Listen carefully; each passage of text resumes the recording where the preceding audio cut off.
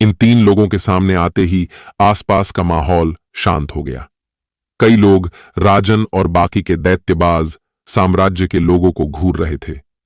ये संभावना था कि अगर उनमें से कोई भी अचानक कुछ ऐसा करता जिससे प्राचीन खजाने के खुलने का जोखिम हो, तो ये लोग तुरंत गुस्से में भड़क उठेंगे, जिसके बाद वो दैत्यबाज साम्राज्य के लोगों को चीर देंगे। वेदी पर खड़े राजन और अन्य दो लोगों ने अनगिनत निगाहों को देखा जो उन्हें घूर रही थीं। उनके दिमाग एक पल में कुछ हद तक सुन्न हो गया था। हालांकि उन्होंने तुरंत कोई कार्रवाई नहीं की। ऐसा इसलिए क्योंकि वो अभी भी एक लड़के को याद कर रहे थे। फिर भी उन्हें लंबे वक्त तक इंतजार करने की जरूरत नहीं पड़ी।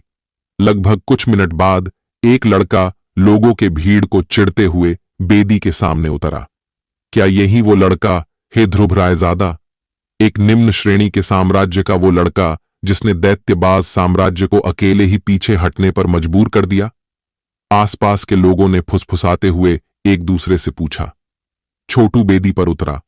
उसने चारों ओर देखा और फिर थोड़ा सोचने लगा। इस तरह की हालत में उसके जैसे लड़के के पास जो प्राचीन चाबी था, स्थिति को नियंत्रित करने की क्षमता नहीं थी। ऐसा इसलिए था क्योंकि इस वक्त कोई चाहे या न चाहे दरवाजा खोलना ही था। कोई आश्चर्य नहीं कि रहस्यमयी प्राचीन चाबियां दैत्यबाज साम्राज्य और अन्य लोगों के हाथों में आ गईं। इस तथ्य के बावजूद कि वो उत्तर पश्चिमी क्षेत्र में सबसे ताकतवर साम्राज्य नहीं थे। ऐसा लगता है कि इस चीज को हासिल करना बेमतलब है। छोटू ने शांति से कहा। हाँ दोस्त ध्रुव, चूंकि सभी लोग यहां आ गए हैं तो चलिए प्राचीन खजाने को खोलते हैं। मुझे लगता है कि यहां हर कोई अब और इंतजार नहीं कर सकता। प्राचीन साम्राज्य के लाल हथियारबंद हट्टे कट्टे आदमी ने मुस्कुराते हुए ध्रुव से कहा। छोटू ने मुस्कुराते हुए सिर हिलाया। इन कुछ दिनों में कुछ जानकारी इकट्ठा करने के बाद उसे यह भी पता चला कि उसके सामने खड़ा आदमी का नाम भुजंग है। वो प्राचीन साम्राज्य का लीडर है और उसकी ताकत दैत्यबाज साम्राज्य का लीडर राजन के समान था। वो दोनों निर्वाण रैंक के दूसरे पड़ाव तक पहुंचने वाले हैं। उनके बगल में खड़ी मृत घाटी साम्राज्य की महिला का नाम इशिका था। वह भी उसी स्तर की थी। वो सभी उत्तर पश्चिमी क्षेत्र में काफी ताकतवर थे। भुजंग और इशिका के बगल में मुंह लटकाए राजन ने छोटू पर नजर डाली। जैसे ही छोटू सामने आया, उसकी आंखों में एक जानलेवा इरादा उभर आया जिसे छिपाया नहीं जा सकता था। हालांकि यह स्पष्ट था कि उसने इस समय कुछ भी करने की हिम्मत नहीं की। वो समझता था कि जो कोई भी खजाने को खोलने में हस्तक्षेप करेगा वो मौजूद भीड़ के गुस्से से मारा जाएगा। इस चींटियों के झुंड जैसे भीड़ का सामना करना अपने मौत को दावत देने जैसा था। ध्रुवरायजादा, मैं तुम्हें इस प्राचीन खजाने से जिंदा बाहर नहीं जाने दूंगा, राजन ने जानलेवा आवाज में कहा। मैं भी यही सोचता हूं। छोटू भी धीरे से मुस्कुराया। चलो, अब बातें बहुत हो गया, अब दरवाजा खोलते हैं। भुजंग ने जल्दी से विषय बदल दिया जब उसने सुना कि ये दो लोग एक दूसरे से नजर नहीं मिला रहे थे।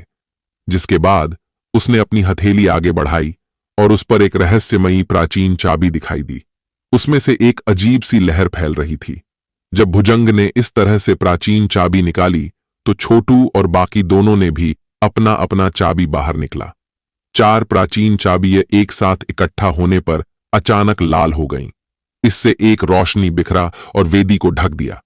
वेदी को ढकने पर धुंधले प्राचीन निशान अचानक चमक उठे। अगले ही पल निशान वेदी से निकलकर हवा में तैरने लगे और एक साथ इकट्ठे होने लगे। इन प्राचीन निशानों के एक साथ इकट्ठा होने से अचानक एक विशाल रोशनी स्तंभ प्रकट हुआ, जिसके बाद यह सीधे वेदी के ऊपर आसमान की ओर बढ़ गया।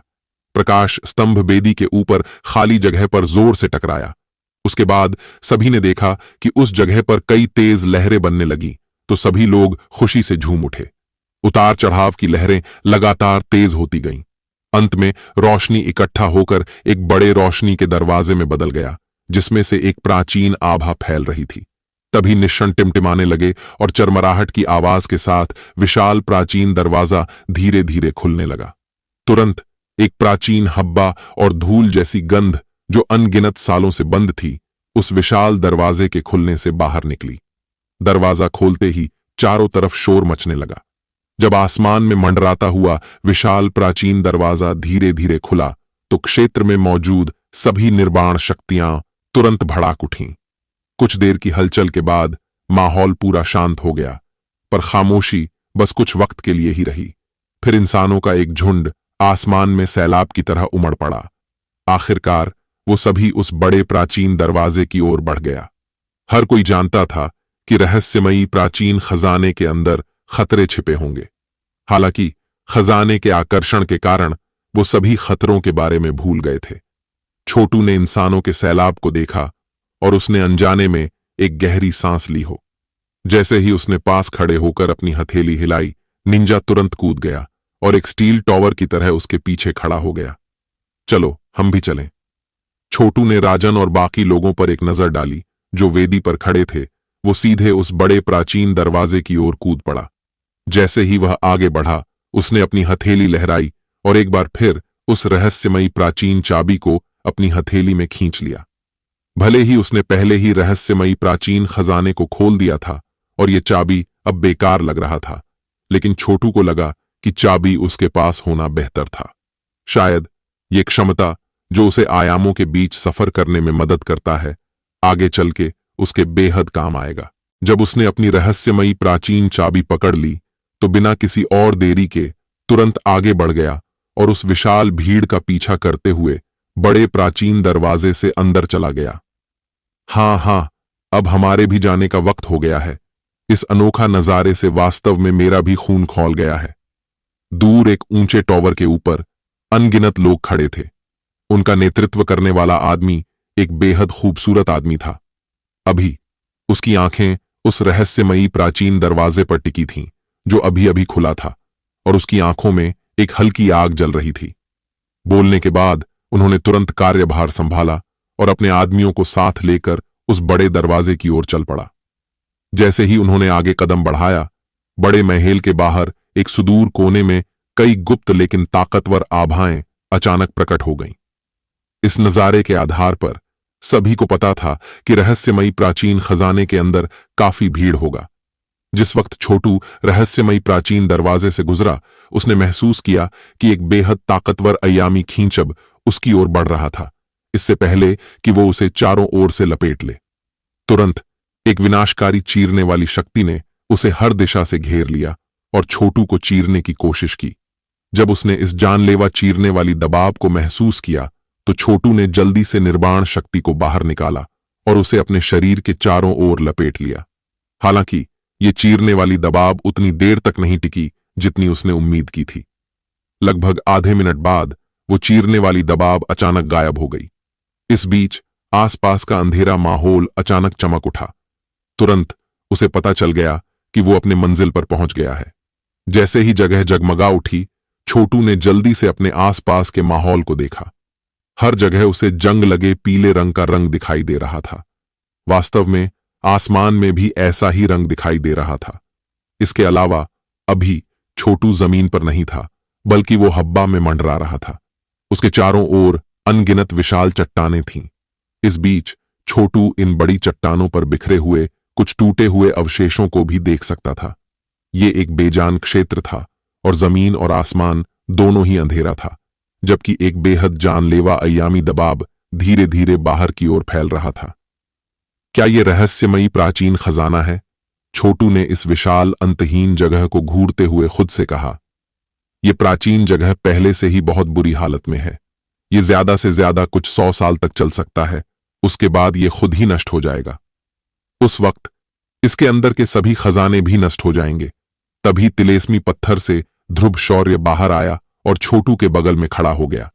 जैसे ही उसने इस बंजर और अंधेरे जगह पर नजर डाली, उसने कहा, यह जरूर किसी बड़े जंग के कारण हुआ होगा। ऐसा लगता है कि कई हजार साल पहले एक खूनी और भयानक लड़ाई हुई थी। छोटू मन ही मन स्तब्ध रह गया। किस तरह की लड़ाई इस क्षेत्र को इस तरह बर्बाद कर सकता है?